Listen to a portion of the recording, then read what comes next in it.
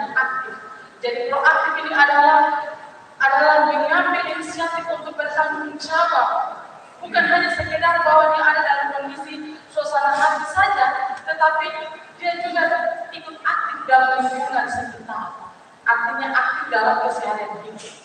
Itu yang disebut proaktif dan reaktif. Bapak Mama jangan dikasih Tuhan, bacaan kita saat ini merupakan sebuah berita penghiburan dan kabar kelepasan bagi orang Israel dalam perjuangan mereka.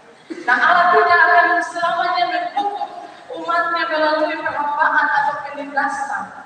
Masa hukuman itu akan berakhir, kesalahan umat telah diampuni, keselamatan dan berkat akan tiba bagi mereka. Dalam ayat yang kedua kita bisa lihat. Namun sebelum kelepasan itu tiba, ada yang mendahuluinya. Nabi Yesaya menuliskan dalam firman Tuhan, ada suara yang berseru-seru, persiapkanlah di padang gurun jalan untuk Tuhan. Luruskanlah di padang belantara jalan raya bagi Allah kita.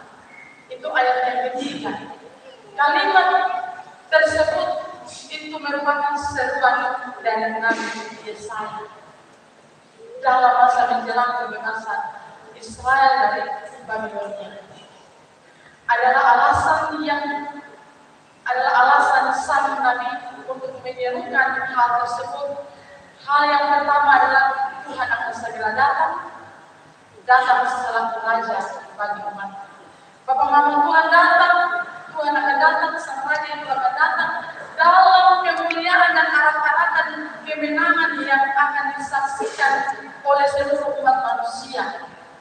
Sikap yang pantas dari umat untuk menyambut kedatangan sang raja yang agung itu adalah proaktif. Artinya mereka punya sikap proaktif. Mereka mempersiapkan diri untuk menyambut Allah sang juru selamat itu yang akan mengunjungi mereka. Proaktif artinya bahwa dia mengambil tindakan atau dia mengambil langkah untuk dia mengantisipasi permasalahan perubahan yang akan datang. Lawannya adalah pasif, bersikap malas, dia hanya diam saja, semua tahu, pura-pura tidak tahu, tidak lihat, dan dia tidak peduli dengan segala sesuatu. Dia mau menerima apa adanya saja.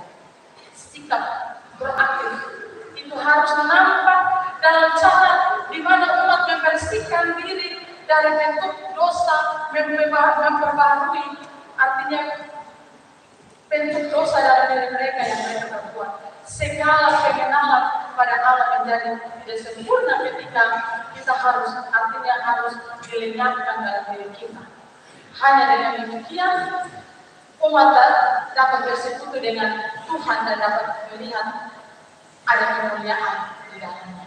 Bapak Mama jemaat dikasih Tuhan, sikap proaktif lain yang perlu dilakukan oleh umat Tuhan adalah bagaimana mereka memuji, mengagungkan Allah serta menyaksikan kuasa dan kasih Allah sebagai gembala yang memelihara umatnya.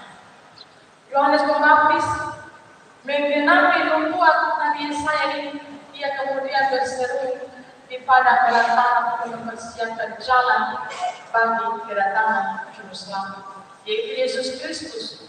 Yohanes juga berbicara dengan lantang dan tegas di tengah-tengah orang Israel untuk mempersiapkan diri bagi kedatangan Sang Juru Selamat dunia.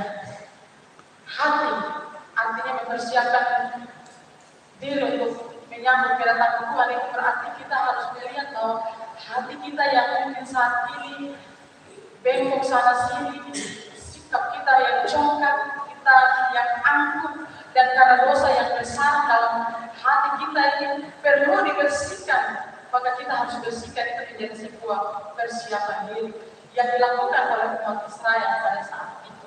Bapak Mama, tidak terasa bahwa kita dalam memasuki minggu Advent yang kedua. Itu berarti bahwa di minggu Advent ini seharusnya kita menenangkan diri kita. Menenangkan diri kita berarti kita berefleksi lagi apakah selama ini kita sudah proaktif dalam sebuah